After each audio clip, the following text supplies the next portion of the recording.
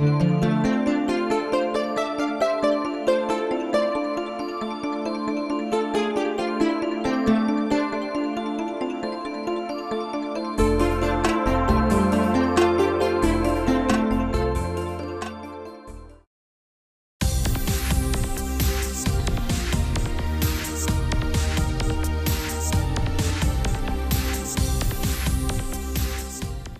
I'm Karen Carpenter, Chair of the Manatee County School Board.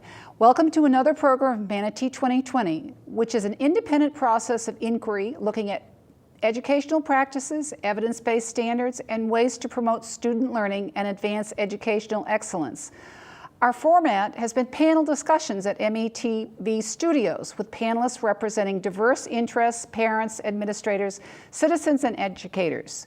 Today's program is a very special edition, welcoming our new Superintendent of Schools, Rick W. Mills, who will share his educational concerns and his perspectives on leadership, organizational health, and improving our school district's results and operations. Welcome, Superintendent Mills. Thank you, Madam Chair. It's a pleasure to be here. I'm happy that you are here. It was just 2 weeks ago tomorrow that you were sworn in by Judge Gallen. Today, among the many topics discussed, will be building trust and its relationship to a positive and productive school district. We will also explore new policy initiatives such as nepotism. Our goal is to have a district focusing on student achievement. I want to ask a question of you, Superintendent Mills. You were cited in an interview in one of our local newspapers as saying that there were 3 people that you would want with you on a desert island, and you said it was Mother Teresa, Abraham Lincoln, and the survivor, the last winner of Survivor. Last winner of Survivor.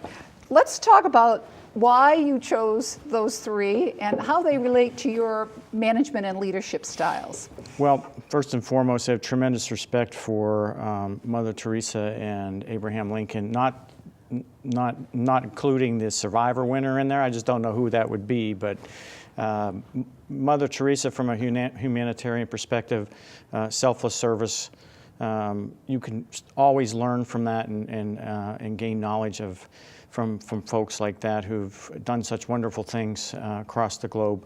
And so that would be a tremendous experience just to share even a moment with somebody of that magnitude and scale around selfless service and commitment to our nation, our country, and globally for her and her work. Of course, with Abraham Lincoln, just what a tremendous leader, inspirational leader, really challenged, as we know, around his presidency in many of the issues he faced, and to share experiences from a leadership perspective of how do you provide solid and good leadership during very challenging times and experiences, and to learn from that and have that benefit from it would be just another tremendous experience to share with a very profound and established leader in our history.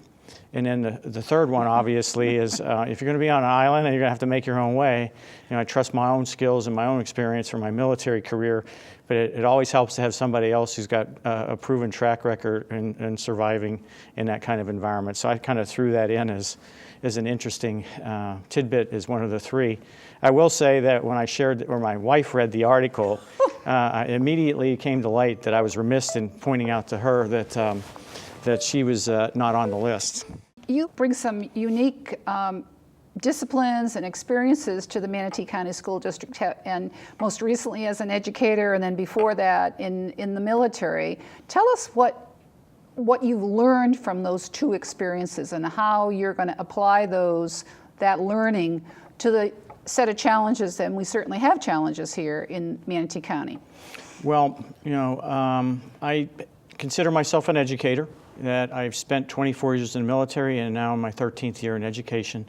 So a blended experience skill set that I've acquired over that career span, both in education and in the military. And my experiences in the military have taught me structure, organizational skills, organizational management, discipline, performance management, the utilization of metrics and data, and how to incorporate that now into an educational environment and blend that into the educational process. from a district-wide perspective down to the school level with school leadership teams and how to effectively put that process in place in delivering highly effective instruction in the classrooms. So I've learned a lot from my colleagues in Minneapolis Public Schools, as well as in Chicago Public Schools around the educational process. And equally, I feel like they learned a lot from me, from my skill sets and my experiences in the military and as I kind of grew up through the education system. So one of the things that's really important in delivering effective instruction in the classroom is to look at from the bottom-up perspective. How do you collaborate and discuss with your teachers and get suggestions and put together an educational philosophy on highly effective instruction in the classroom? And that's got to start at the grassroots with your teachers in the classroom and hearing their ideas and thoughts around that. And then the other component is at the district level, how do we put structures and processes in place to make us effective as all roads lead to students in the classroom? Tell us a little bit about your teaching and coaching experience. I heard you mention West Point. Yes, I had the privilege to teach at West Point for 3 years, and while I was there I taught 5 different courses in geography. So although my experience isn't quite the same at the collegiate level as it is in K through 12, it's very much very similar in the process around building your unit map for your course, how you want to assess your students and their performance throughout the semester, what's the pacing and rigor around that, and then sitting there night after night doing my lesson plans from my unit map and writing those plans out for my instruction for the cadets in the classroom. So it was a great experience, and I also was fortunate to have the opportunity to coach there. They have a league in the Northeast area there of 8 or 9 teams from Ivy League schools and the 2 military academies, West Point and Annapolis. That's 158 football. And so those on the team have to weigh in 158 pounds or less 2 days before game day. So I got the chance to coach on that team while I was there. It was a tremendous experience. I always look forward to 3:30 and getting out in the field with the cadets and coaching, and I equally look forward to being in the classrooms with the students as I delivered instruction there as an assistant professor. Well, as a former teacher myself, I can really relate to all those lesson plans that you needed to prepare for, and the grading of the papers. That was endless, it seemed, around certain periods in the academic year. Tell me, let's shift a little bit to organizational issues like trust and building organizational health. We've had some issues here with trust in the district and employee morale. How are you going to approach that? How are you going to help with that? First and foremost, I think all your stakeholders and your team members need to understand and know where you're at on that in terms of trust. And is there a challenge and issue around that? And we all have to, as you read Jim Collins' book, Good to Great, I know it gets quoted quite a bit, but you got to understand the brutal facts, both in your organization, your organizational health. Do you have the trust and the foundation there? And do you have challenges around organizational health?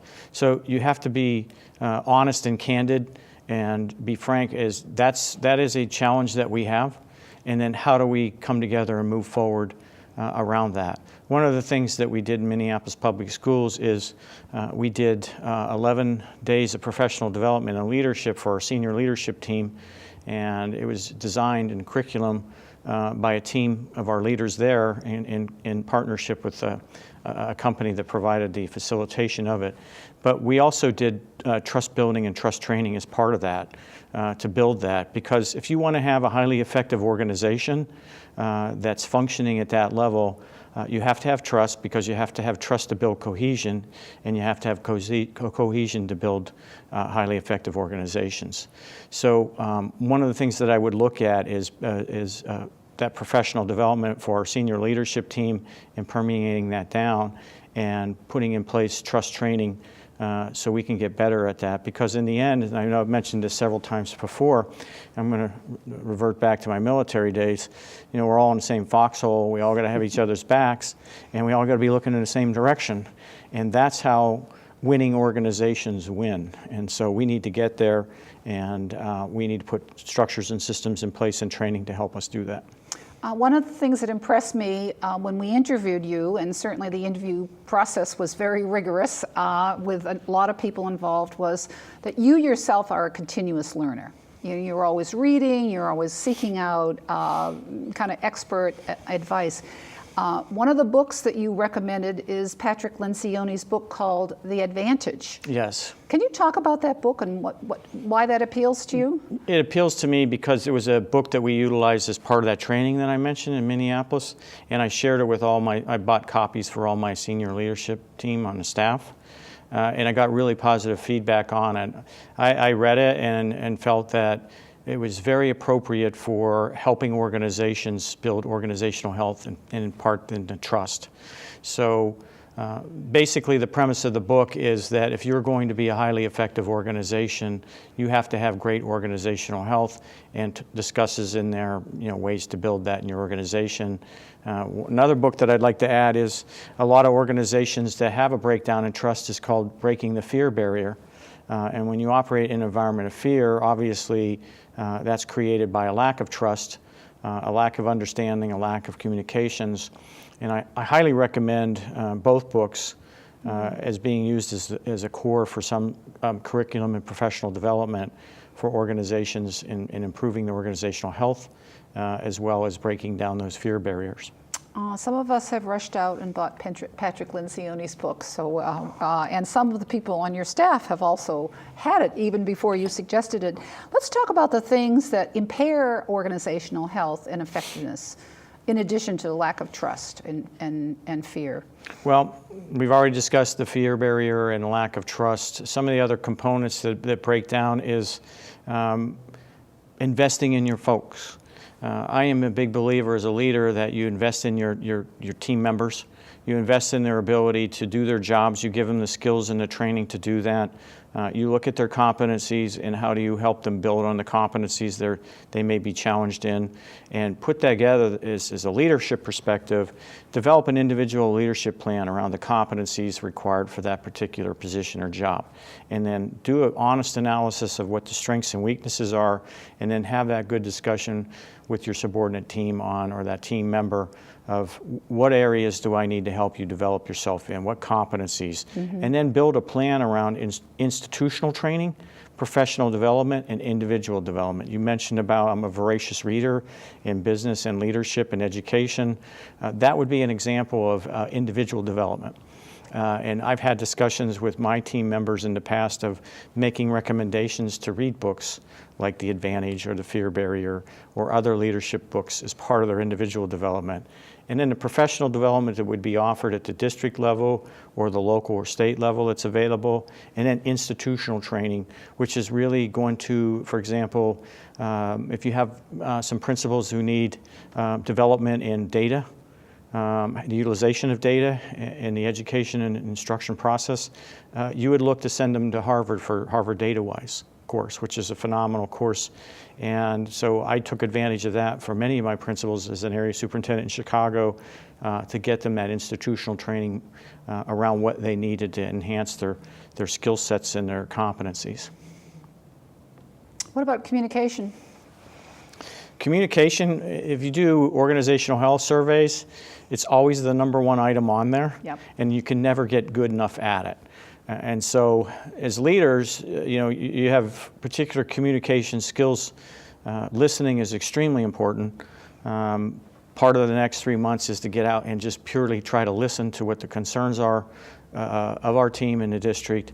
What are the challenges? What are the priorities?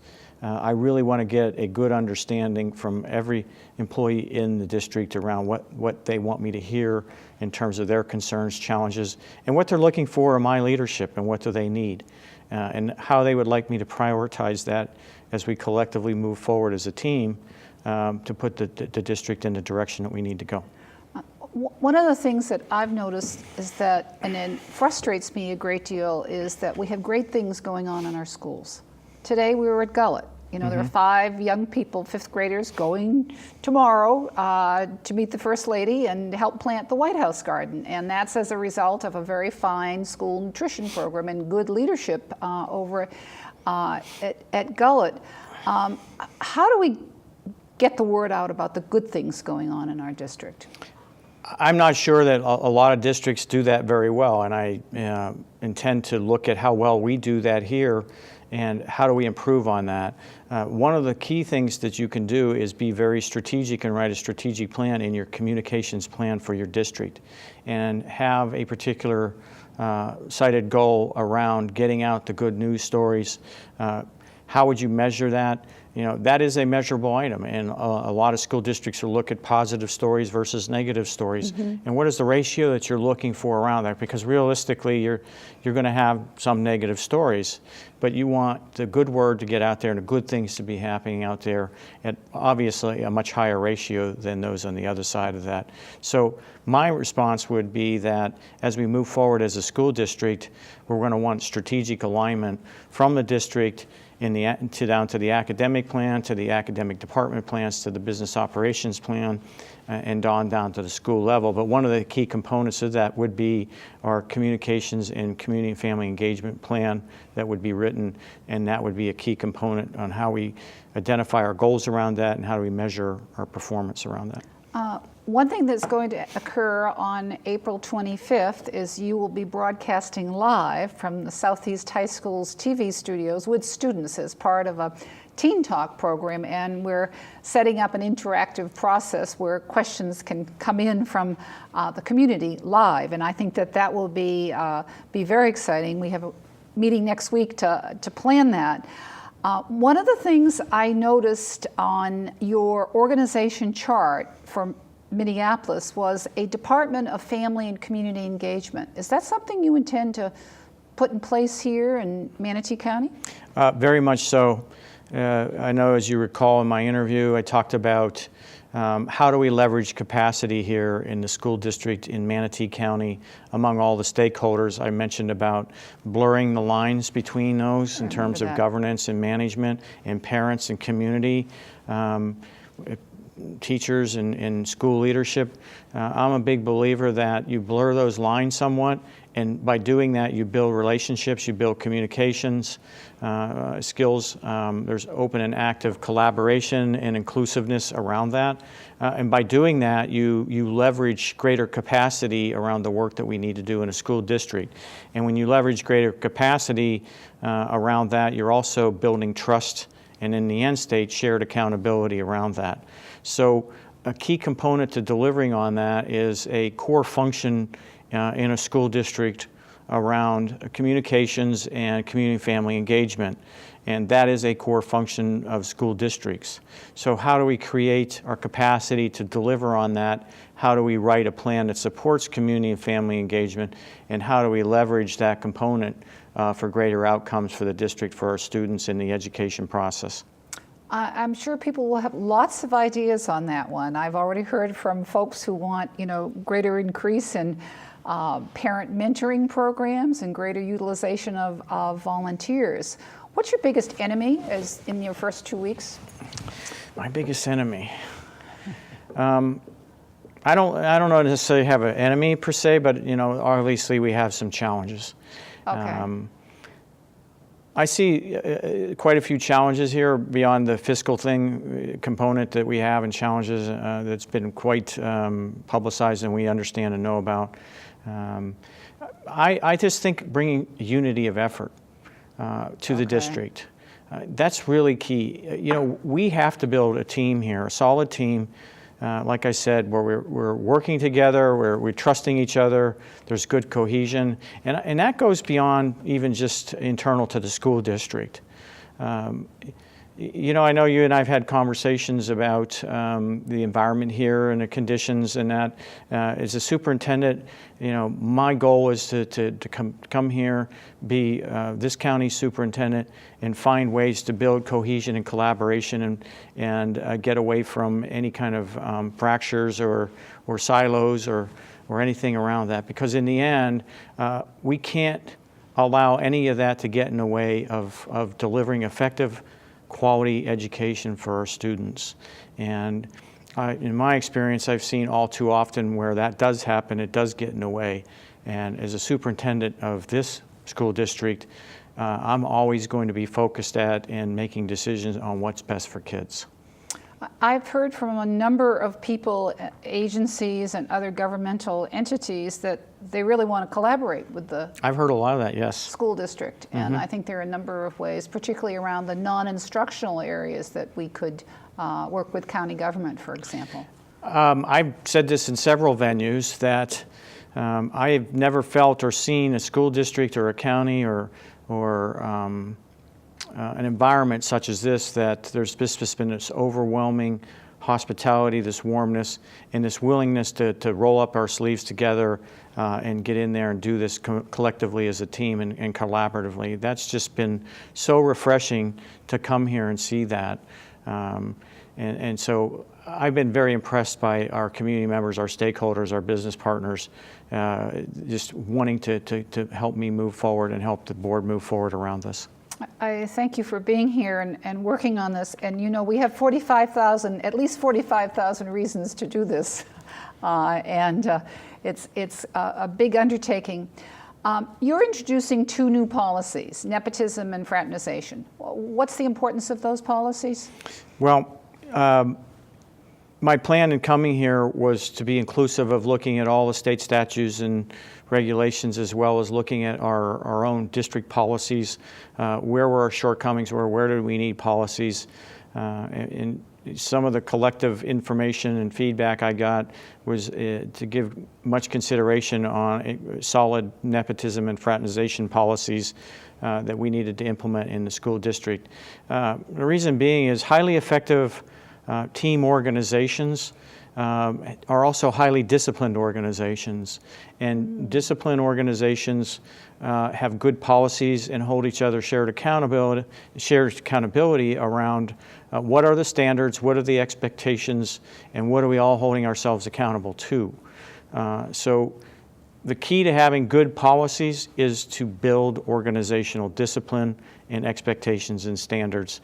And when you have that, and you have that level of consistency around how it's applied, then you have a situation where there's fairness, there's just behavior, just reactions to situations, and everybody understands and knows what the expectations are and how we all hold each other accountable. That's great. That's the kind of clarity that I think a lot of people want. If you had to cite lessons that you learned from your experience in the military, the top 3 lessons, and you've traveled all over the world. I heard you speak. I actually sat down and counted it up one day. I've been to 38 countries. Wow. I heard you speak at Kiwanis today, and I hadn't heard all those countries.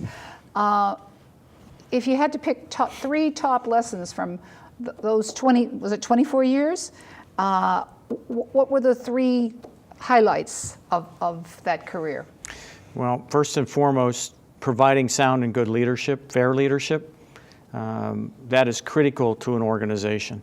And I know in the military we have, as a nation, some of the best leadership in the world in that organization that shares best practices with Fortune 500 companies and other organizations out there.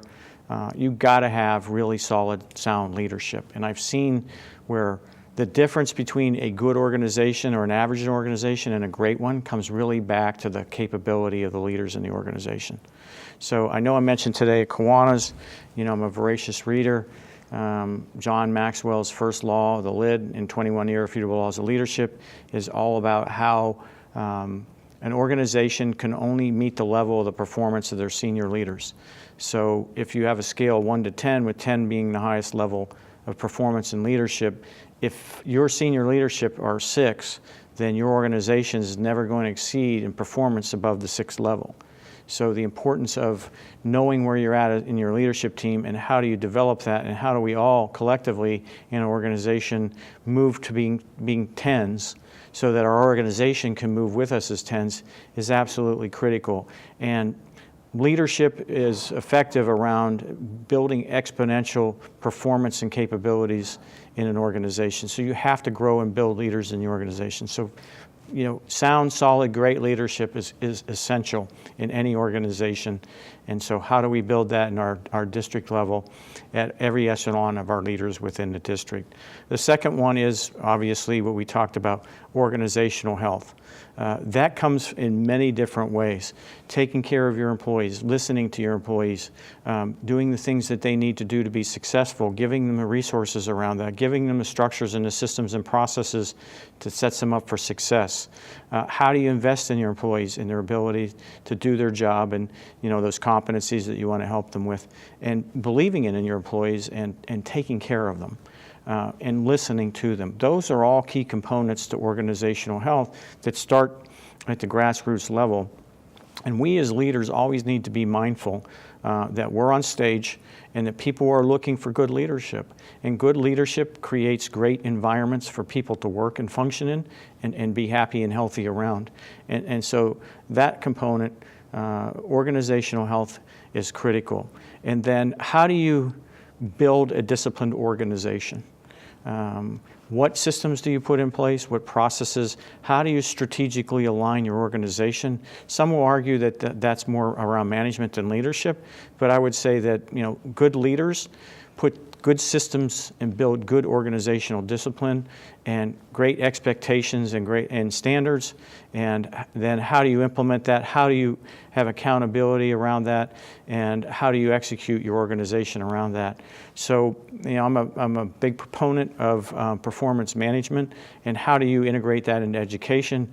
I've been able to do that the last several years, and around how you're using data, how you're strategically aligning your organization around plans, how are you aligning your resources to those plans in terms of policies, in terms of funding, in terms of professional development, in terms of your partnerships. There's got to be complete alignment around those. And then how do you monitor the execution in a very deliberate process and monitor the performance of those plans and the metrics that are aligned to it to make sure you're seeing the outcomes that you want and need. And then the fifth component is something that really is lacking a lot of educational districts across the country, is how are we leveraging technology as the great turbocharger in producing outcomes. And so one of the things that I would look forward to doing is creating a very deliberate district plan around the utilization of technology in 21st century learning. And we were putting that plan in place up in Minneapolis. And how do we leverage technology? And I've said this before in groups that I've met with. I'm not coming here as the superintendent presuming I have all the great ideas, that I got the market cornered on that. I want to be very thorough on knowing and understanding what we're really doing well in this district and where our challenges are, and hearing that and seeing that before we even move forward around building and planning. So these next 3 months are really critical for me to get a great understanding of the many great things that we're doing as a school district, and then what are some of the areas we're challenged in as we move forward. Well, you get extra credit for items 4 and 5. I only asked for 3. One of the things that impressed me was in the first 30 days, you wanted to have a board retreat so that we could all work out, planning and interpersonal issues, et cetera. Our board hasn't always been on the same page with the superintendent or even with senior staff because we don't communicate that much. So let's talk about that day-long program, that the first of what I hope will be many, because we all need to do this better. At the board level, at senior staff level, and across the district in a number of key areas. Talk about the plan for that workshop. Well, before the workshop, I would just like to say that it's my intent to have a collective great relationship with our board, and also to have a great relationship with each individual board member. That's a practice that I've had in the past. And it's something that I'm already working with all the board members in building that good rapport and that good relationship, both on an individual and a collective basis. And my impression initially, we have very good board members who are very passionate, very committed to doing what's right for our children in Manatee. And so I've been very impressed with that. But also there are challenges around between governance and management. And so it's very important that you come together as a team, superintendent and the board, and have that good discussion in a workshop per se and look at how do we want to move forward, how do we want to gel and come together as a team, and what's a shared common vision, what are our expectations for our students, how do we want to use data for as a board, how do you want that presented so that you know and understand the performance of the district. How do we want to move forward around a strategic plan? Are we satisfied with our current plan? Do we want to change it? Do we want to revamp it?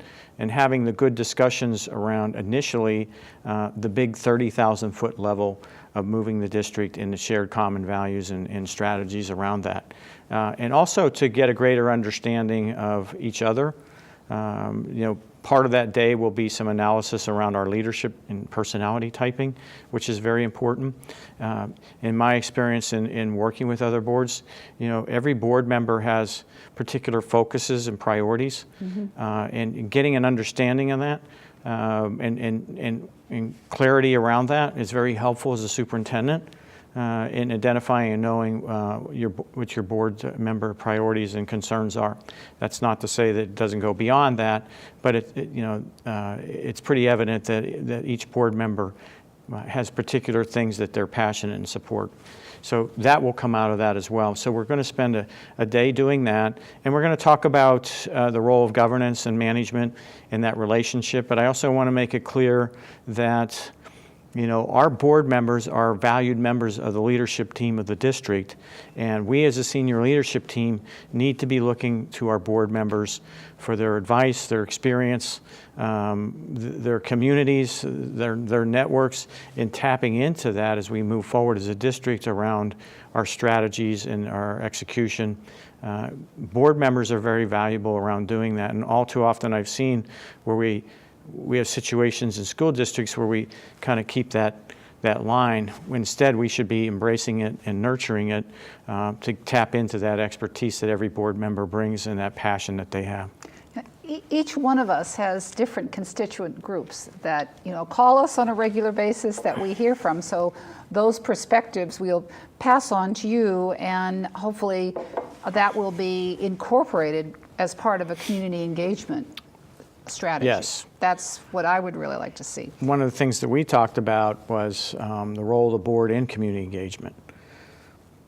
And, as a board member, that you're right on target in that. Each of you have constituents. Each of you have constituent needs. How do we tap into that as a senior leadership team and get entree to that and feedback and input so that we can be better in our decision making and moving forward. And part of that is when we talk about community and family engagement, that needs to be done at the front end, and your board members need to be inclusive in that. Exactly. So if we're going to roll out a district initiative, we should be collaborating with our communities and our community stakeholders at the front end of that planning process and getting that valuable information and insights. And the board members are a very critical part of that because these are board member constituents and they have needs and concerns and priorities. And that needs to be a shared approach early on in the process and not at the end. And so my philosophy in leadership and working very collaboratively with the board is bringing the board members in and the community stakeholders in early on. Thank you. I appreciate that. We have, most of us have gone to public schools. All of us are taxpayers, and we all everybody has an opinion about the schools. And the more we can reach out and give correct information, the better. Let's get back to the workshop a little bit. How are we going to make that available to the public? Well, I thoroughly support and understand the Sunshine State and the application of that and the transparency that comes with that. And the important component of transparency is crucial to building trust. And we want to build public trust in Manatee County schools and with our leadership and with our board. So as we move forward around any initiative, workshops, or planning, we need to be very transparent and communicate that up front. So in performing that and providing that transparency, this will be either publicized live on that day or we'll tape delay it and play it after the fact. So transparency, building trust and moving forward is very much what I see as the board and I's philosophy of moving forward for the district. And I think it would be very helpful for us to start getting evaluations on board meetings, our conduct, so that we don't wait 4 years to find out at an election that someone doesn't like what we've done and then vote us out of office. But if we believe in continued personal and professional growth, not only for our students but for our staff, certainly board members should be included in that. And there should be some metric or measure of the way people can evaluate board members' effectiveness. And that's one of the items that we will be discussing.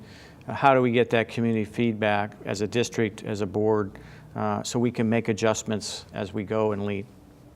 Yeah, I mean, one thing that happens, our board meetings are televised live and people come in and give public comments, and then my observation is that we don't respond to those public comments, and I think we need to have a discussion around that. You know, should there be some sort of a response to what people's concerns are? And I think we need to do a better job reaching out and engaging the community and listening to the community. Absolutely, and if we encourage community members to come in and make public comments, but if all that happens is the comments are made and there's no follow-up or no action plan item per se that comes out of it, then we lose the fidelity of listening to the community and actually taking that and following through with it. Yeah. So we will move forward with some type of action plan that comes out of all of our board meetings where we do follow up on that. That's great. Now, I did ask you for 3 of the lessons that you learned from your military experience. You gave me 5. Do you have 3 to 5 lessons from your years in Chicago and Milwaukee that you could share with, Minneapolis rather, that you could share with us? Well, again, going in my 13th year, I don't think you could, first and foremost, you always have to have a passion for our students and helping them realize their goal. It's the reason why we're here in education. And I come to work every day knowing that whatever I'm doing, whatever role I'm in education, that is somehow affecting and influence the outcome of students and the quality of education that they're getting and helping them realize their career and college readiness goals. So I don't think we can ever lose sight of the fact that we are here to service our students in giving them a quality education, and that's what should be motivating and driving us first and foremost. And I know in past experience in the military and in education, anytime I have a bad day or I get down or I'm a bit challenged, I always find myself going out and talking to students and teachers. And to me, that's very uplifting as a superintendent or as an area superintendent, or even when I was in the military, going out and talking to your soldiers in your unit in education, going out and talking to your great students, talking to your great teachers. And it's just so uplifting, and to see that motivation and excitement of being part of the education process has always been uplifting for me. So first and foremost, that passion for delivering quality education. The second thing that I've learned is that in education, we just need to be focused and get better at how do we align everything in the same direction and how we align our resources. All too often from what I've seen in my experience in education, we're not very deliberate and strategic in the alignment of that. So we tend to drift off in our priorities. We tend to drift off on where we're spending our dollars or what great initiatives are out there, when in reality we should be very deliberate in laying out those plans and scaffolding them down to those lower levels. So you get complete alignment and you get out of the, well, this sounds good, let's do this, or let's buy this, or this is good PD, we should do this. Instead, that needs to be completely lined out. It needs to be completely aligned, and it makes it a lot easier to stay focused on your priorities and stay focused on your commitments and your initiatives and not deviating outside of that. So that's definitely one area around that. And then the other one is how do we help our teachers be successful in that delivery of great instruction in the classroom, and what do we put in place around that? And I think all too often school districts do that from the top down instead of the bottom up. And so when I was an area superintendent in Chicago Public Schools, we curriculum mapped our entire curriculum in all 26 schools, and we did it in about 15 months. And we used a software program, Atlas Rubicon. But that was done pretty much in collaboration with teachers from the classroom in writing those area maps and unit maps and in that alignment to that. And then how they go out into schools and write their unit maps for the course level. And how do you keep that integration and collaboration in of all your stakeholders in any initiative that you do? There has to be stakeholders there. And so I'll give you an example. In planning in education, planning tends to be in a vacuum with a handful of folks moving forward with an initiative, when in reality, school districts should have very deliberate planning processes where all the stakeholders are there in the process and giving input and feedback and sharing of ideas, so that at the end, you have a well-coordinated plan that every component has been given consideration for it to be successfully executed. So more often than not, I see it done in a vacuum, and then a plan is rolled out where it has not been thoroughly coordinated and vetted. And as a result of that, there's all kinds of shortcomings in the plan that you find out when the executors in the schools are out there trying to execute it, and you find all these deficiencies around it, but they're the ones who are kind of like on the end of that and having to deal with it, when in reality, had they been included up front, we would have rolled out more effective plans that were better coordinated and planned. Thank you. I agree with you about going out to the schools when you're having a challenging day.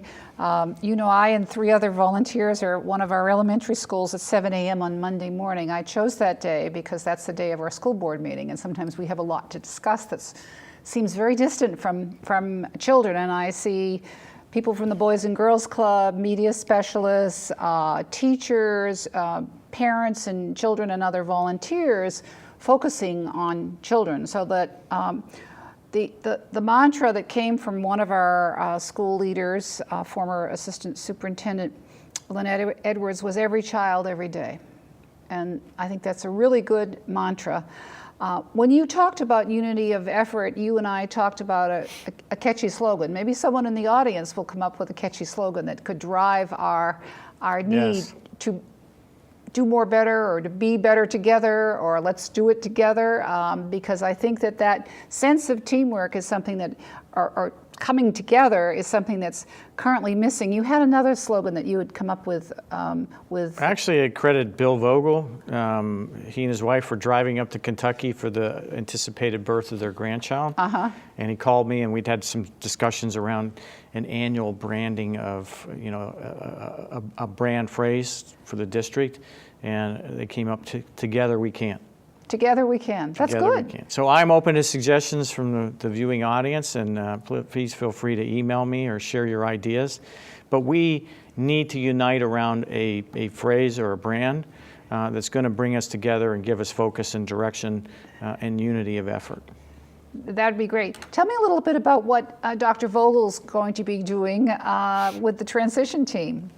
Yes, and in anticipating the implementation of the next 90 days in the entry plan, Bill has agreed to lead the transition and the transition team for my first 3 months, particularly around bringing in experts across the state to come in the week of the 22nd to do a detailed transition analysis and plan, particularly around the business operations and the finance side, and also looking at our potential organization chart for the district as we move forward.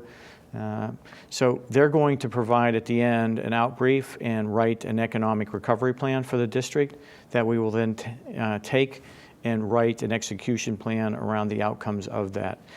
Bill is just a tremendous leader, a proven, talented superintendent of 2 school districts. He's been a tremendous resource, I believe, for both the board and myself in my transition. And I'm just honored that he would accept that and lead that transition team, particularly during that week and the outcome of that plan. And this is all about looking at best practices and Yes. learning from other people. We are in the learning business. The team, that's right. And I think I said this earlier today in some comments I made.